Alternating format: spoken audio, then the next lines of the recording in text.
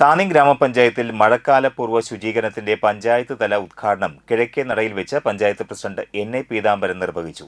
Vice president Meena Sunil അധ്യക്ഷയായിരുന്നു.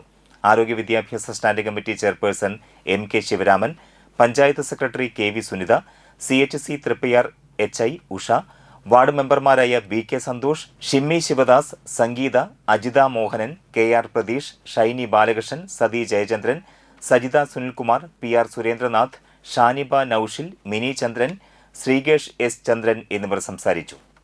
ശുചീകരണ പരിപാടിയിൽ ഹരിതകർമ്മസേന അംഗങ്ങളും തൊഴിലുറപ്പ് തൊഴിലാളികളും കുടുംബശ്രീ അംഗങ്ങളും ആശാ വർക്കർമാരും ആരോഗ്യ പ്രവർത്തകരും വ്യാപാരി വ്യവസായികളും പഞ്ചായത്ത് ഉദ്യോഗസ്ഥരും നാട്ടുകാരും പങ്കെടുത്തു.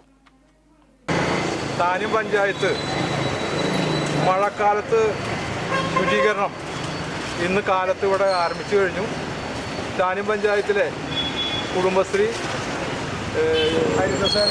ഹരിതകർമ്മസേന,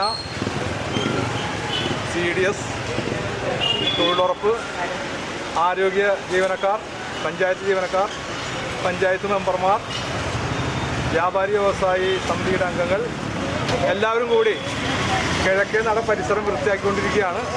തുടർന്നും താന്നി പഞ്ചായത്തിലെ എല്ലാ വാർഡുകളിലും തുടർന്നുള്ള ദിവസങ്ങളിൽ ശുചീകരണ പ്രവർത്തനം നടത്തും.